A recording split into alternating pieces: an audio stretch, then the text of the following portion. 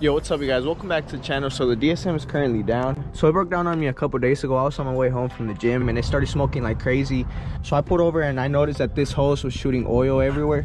So yeah, that's the turbo oil feed line. So I'm gonna go ahead and change that right now. I don't know if it messed up because it touched the dump pipe right here. I don't know if it was too hot or something, or it was the hose was old, or I don't know what messed up, but yeah, it was just shooting oil everywhere. So I had to get it towed. You can see all the oil everywhere. So I'm gonna change all the fluids as well, but first I'm gonna put on the hose and do the oil change because I don't want to work on the car in the street. So I'm gonna do that first, and then I'm gonna drive it up the driveway so I can change all the fluids. All right, so this is a feed line. It's a 14 millimeter. I'm gonna take off this pipe and see if I can do it like that. All right, so I'm gonna take off these two bolts and then this clamp down here. All right, now that I got this off, it gives me a little bit more space to take off the fitting. All right, so I got this side off. All right, so the other side of the feed line goes to the oil filter housing, and it is 14 millimeter as well.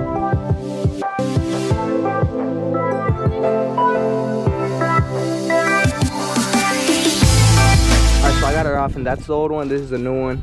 The old one is like an inch longer, but hopefully it's not an issue. But yeah, you can see right here where it got burnt up. It was leaking through here. I'm pretty sure it touched the dump. That's why it started leaking.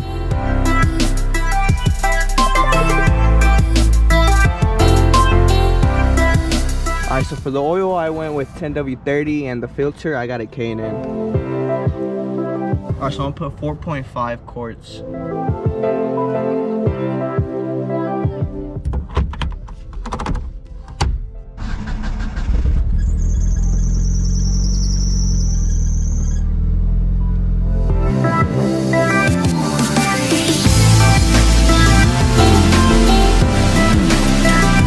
Alright, so I got the car in the garage now. I already got it up on jack stands.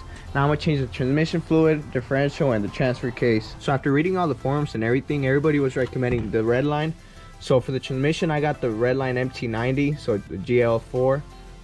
It is 2.3 quarts. And then for the transfer case, I got heavy shock proof, also red line. It takes 0.55. And then for the differential, I got heavy shock proof as well.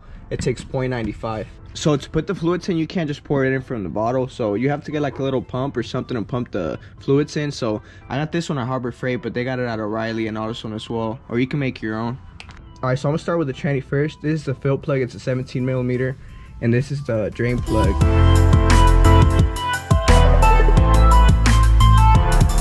I'm gonna let it drain for a little bit. I want everything to be out because I wasn't the last one who did the service on the transmission, so I don't know what kind of fluid is in here. All right, so I'm about to pump the fluid in. I already tightened the drain plug. So obviously the top one goes to the fluid and the bottom one goes to the transmission. All right, so it takes 2.3 quarts to fill up, but these don't have a dipstick. So whenever you see fluid coming out the top, that's how you know it's full. So yeah, that means it's full. Now I'm about to put the plug in. Alright, now that I got the tranny done, I'm gonna move on to the transfer case. Alright, so for the transfer case, this is the drain plug, so it's in the back. It's the same as the transmission, and this is the fill, so it's a 17 millimeter. It's on the front of the transfer case. So I'm gonna do the same thing as the tranny. I'm gonna crack the fill plug first so I can flow the fluid to the drain plug.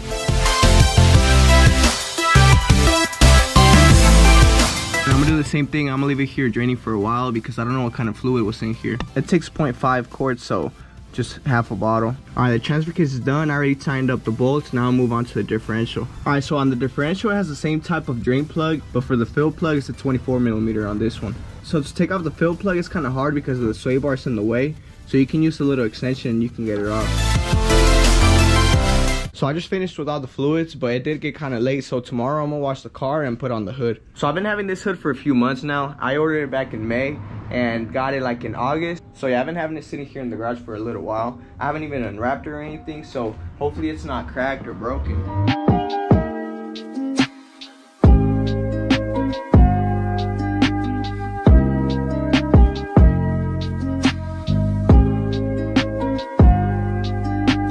I also just picked up this jigster. I don't know if you guys want to see bike content, but if you do, just let me know down in the comments because I got to do a few things to it.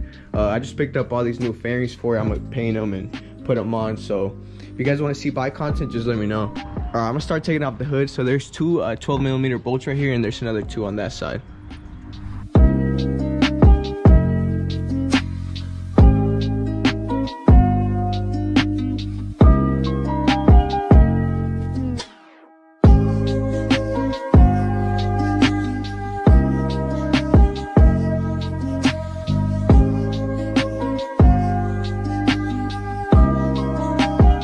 So it's just kind of hard doing it by yourself. You need another person to help you, because I already cracked, well, I didn't crack them, I chipped both of the corners. You can't see, but you know, I'm gonna take my time. I'm gonna be careful because I don't want to break this. They take forever to send you another one.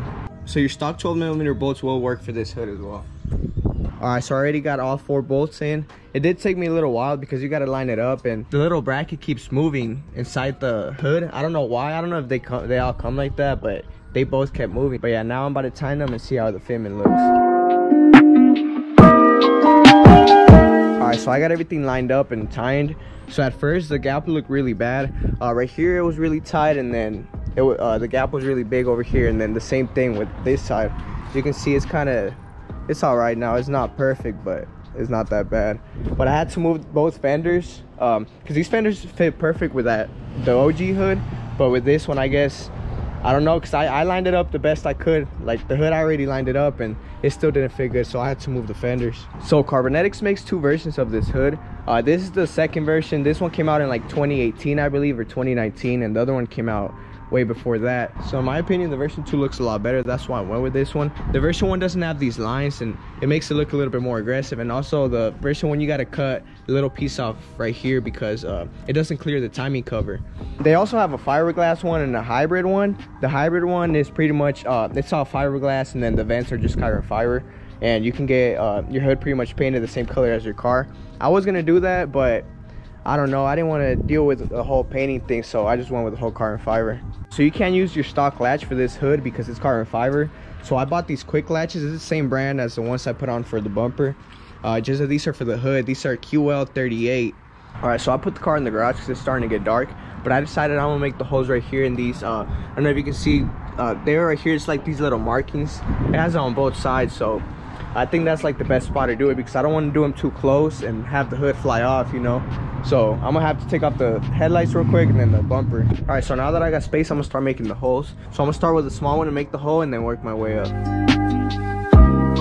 All right, so I already made the hole, so it's gonna look something like that. I'm gonna have to cut most of this bolt off because the headlights is gonna hit. I'm about to mark these with a little bit of whiteout so I know where I need to make the holes on the hood. And to make the holes on the hood, I bought this. They come already in sizes, so I think it's this one, the one that I need. All right, I got the first hole done on both sides, but on this it has 2 layers. So now I'm about to mark it again and see where I gotta make the second hole. So I just drilled a really small hole from the bottom. So now I'm about to make the big one from the top. So now I'm gonna just make this back hole a little bit bigger just so it doesn't rub. All right, so I just finished both sides. This side was pretty easy, but this side I had to make a different hole because every time it would clip, it started cracking. I don't know if you can see the hairline cracks. Yeah, it has like 4 little hairline cracks. So every time I would clip, it would crack more. So what I did, I made a little bracket. So yeah, it fits good now. They both clip good. So now I'm about to just put the headlights back on the bumper and see how it looks.